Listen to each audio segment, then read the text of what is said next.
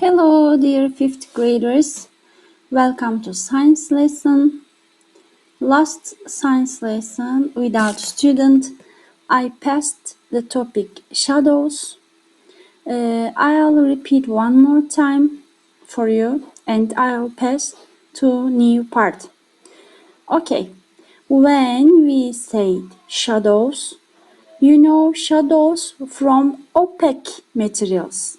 What does opaque mean? Do you remember?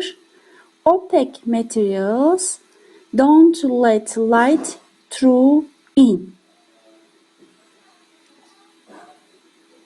And as you see, there are different shadows here. Shadows can grow bigger and smaller. The size of a shadow is affected by the position of the object. Look here to these children. As you see, they have different positions and different shape of shadows. And let's do an observation with you.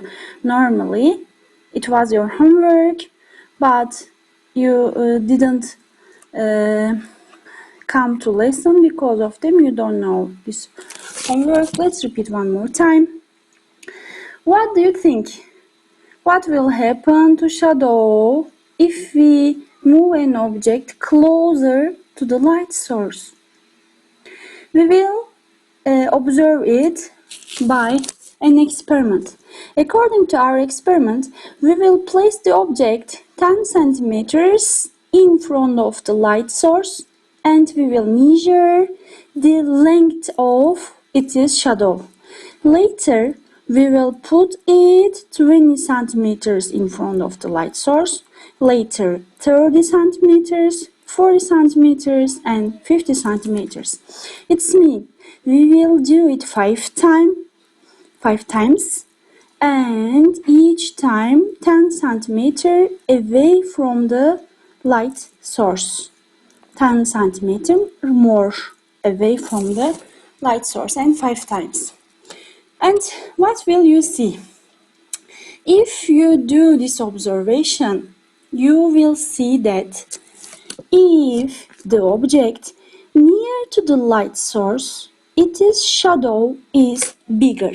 Look here, this is the object and it is near to the light source and this is the shadow of it and it is shadow bigger than faraway object. Let's see. If you put an object distant or far away from the light source, its shadow will be smaller. If you compare, you will understand better. If object near to light source bigger, if object distant or far away from the light source, it is smaller. You will do it by this observation and at the end what will happen?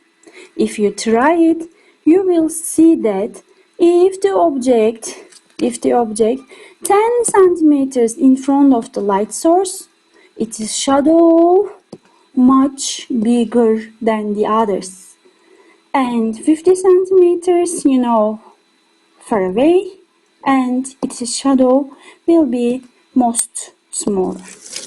Okay, let's try it as homework and let's continue. We answered these questions last lesson. Let's repeat one more time. This is on the page 129. The first question. Circle the type of material that must be used to make a shadow. Okay, we said that. Which type of materials can make shadow? Only opaque materials.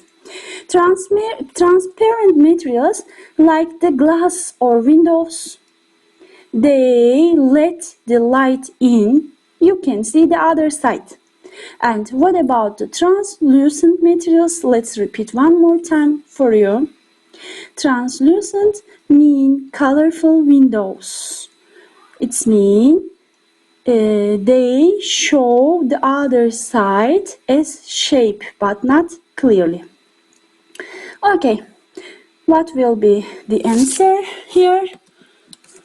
What will be the answer here? Answer will be opaque. And let's pass to the second question. Second question, why does the shadow of an object get bigger as the object is moved closer to the light source, to the light? Yes, what's the answer? What do you think? We said that if it is closer, shadow will be bigger. If it is far away, shadow will be smaller. Let's see what's the answer. Okay, if an object closer to the light source, it will block a larger area of light. If block the larger area, it will increase its shadow size. As you see, if it is closer, will be large block and large shadow size. Okay, and let's mention about shadow at different day times. For example, in the morning, at noon, or afternoon. During the day, the sun appears to move across the sky. Let's see.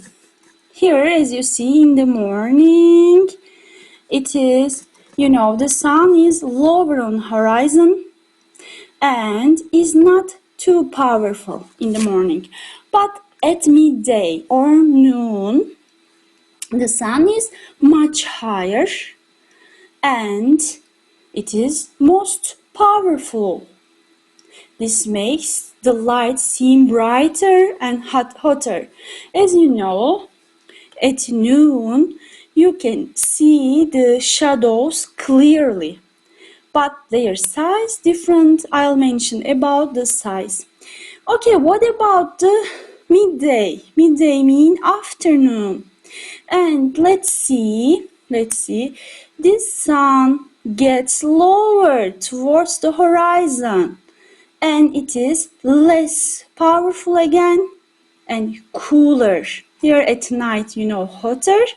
Afternoon, it will be more cooler. And what about the shadow of them? Let's mention one by one. The first one. Look here. This is in the morning, 6 p.m. And this one is the shadow of it. As you see, sun here, and shadow is the opposite direction. This is the object. This is the shadow of object at 6 p.m. And let's see noon. Noon, as you see, this is the object. Where is the sun? Sun is the upper side of this object. Where is the shadow of the stick? It is the shadow of the stick at noon. What about the afternoon?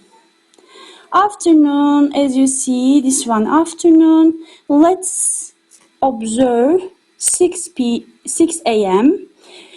This is the shadow of 6 a.m. The stick shadow at 6 a.m. And let's compare them. Which one is bigger? Which one is smaller? As you see, in the morning and afternoon, their shadow is the bigger. Look here, look to the size. Look here, size. This is in the morning, this is afternoon, and they are bigger. What about noon? Noon is smaller. As you see, the size of shadow can change according to daytime. Let's see again. Here in the morning, this is the noon and afternoon. And in the morning, this is the object. This is the shadow of this object in the morning. And this is afternoon. This is the shadow of this object, afternoon. What about the noon? Noon, sun, upper side. And this is the shadow of this object at noon. As you see, their size different. In the morning and afternoon, bigger shadow, but at noon, smaller shadow of this object. And look here, their position also can change according to sun. And in the morning, sun this side, and as you see, shadow. And noon, upper side, and shadow opposite direction. And afternoon also opposite direction, as you see.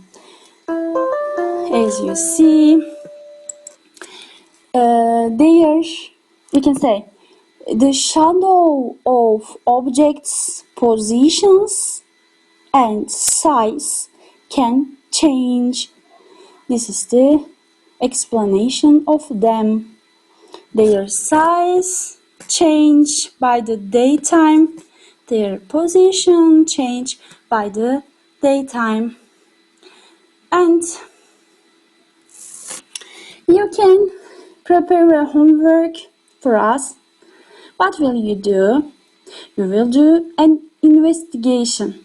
In this investigation, you will measure your shadow and you will write.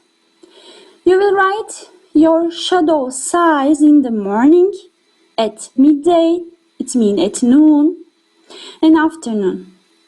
And you will compare them. Which one is the bigger? Which one is the smaller? Please write date, time of day, like morning, noon, and afternoon. And write your observations and write length of shadow. And next lesson, I'll ask, okay? And let's continue. Yes, let's answer them one more time. The sun is the only natural source of light. Yes, in the nature on earth, sun is the natural source of light. It is true. And second one, my shadow did not change at all throughout the day. Is it true? Of course, it is false. Why false? As you see this picture one more time. Morning, different shadow size. Noon, different shadow size. And afternoon, different shadow size. And answer will be false because all different daytime shadow will change. And let's answer the last question. My shadow was at its longest at midday. Is it true? Of course it is false. Why it's false? Look here. Sorry guys. Let's find it. Okay.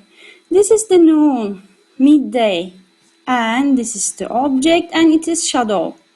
Is it larger or smaller? Bigger or smaller? Of course it is the smallest here. And this one will be false because it is not longest. It will be smallest. And now, if the weather is sunny, you cannot see a shadow. Sorry, you can see a shadow. Of course, you can see a shadow by sun. But if weather is cloudy, you cannot see any shadow. It's mean according to weather, shadow and shadow size also will change. And by sunlight, by sunny day, you can see the shadow. Okay, observe that the shadows different length and different position. Okay, as you see, it will change the size, length, and it will change the position. Now, this is also was homework 121. Okay, I don't answer now because it was last topic. I hope you answered them. We will answer them together in the next lesson when you come. Okay, now this was the old one. Now let's share today's topic. Today's topic is the light intensity. Light intensity. Let's start. Light intensity can change and it can be measured. You know, light sources different, variant. Some of them bright, some of them dim light. And light sources vary in brightness, and it is vital that we can measure this accurately. Okay, let's see. We can describe the light. We can say bright, we can say dim or dark or glowing. It's mean according to different light sources, they give different light intensity. Okay, look here. For example, sun is brighter than a candle, or a lighthouse is brighter than a torch. As you see, their brightness or intensity of light change, and we can measure this light intensity by some equipments. Let's see. Yes, this is a photodiode. Photodiode changes the light energy into an electrical current. Okay, by changing light energy into electrical current, it can measure the light intensity. It's mean by using a photodiode, or the other name of photodiode is the light meter, we can measure the light intensity. Okay, what will this equipment do? The name of this equipment, photodiode or light meter. What will it do? It will measure the light intensity. Okay, light meters or photodiode are used to measure the strength or brightness of electrical light bulbs. Electricians also use them to measure the light intensity. You know, some rooms need to have more light intensity than the others. For example, in the hospital, operating rooms need a very high light intensity. But a bedroom which we need to sleep does not need a high light intensity. It must be low light intensity. Okay, and let's mention about light meters. Light meters or what is the other name? We will say the other name, you know, photodiode. And as you know, they are also used in digital cameras or mobile phone cameras. You know, they measure the light intensity around the object, and during taking a photo, if light is not enough, they will use the flash. Flash, you know, gives more light. As you see, these digital cameras or phone cameras use this technology. And look at this one carefully. What is this? This is a solar calculator. Why it is solar calculator? It works with the sunlight light energy. It take the sunlight and light energy transfers to electrical energy, and this equipment, this calculator will work. It's mean will be enabled to use. It's mean usable. Here, as you see, from this side, sunlight will enter and it will be on. If you close this part, if no sunlight enters from this side, it will be off. If light enters from this side, this calculator transfers light energy to electrical energy and it will work. Okay, did you see these lights? These lights near the roads or in a big buildings, and they work automatically. They contain light meters in it, and these light meters recognize there is not enough light and they turn on directly or automatically. It means these lights works automatically because they include light meter in it, and these light meters recognize that there isn't enough light and they turn on. And these are the homework questions. It's from your book 135. Let's see the questions. I hope you will answer and we will speak about them on the next lesson. The first one. How do our eyes change the amount of light? Yes, this is the first question. And the second one. Why cannot we see very well in a low light intensity? What does low light intensity mean? Dark places.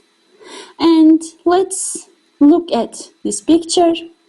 This is, a calculator. What happens if you cover this strip? What's the strip here? This one. If you cover it, what will happen? These are the homework questions. Please try to answer. In the next lesson, we will answer together. I hope you understand the light intensity and shadow. If you don't understand something, you can ask your questions from chat. I can repeat one more time. See you next lesson. Goodbye.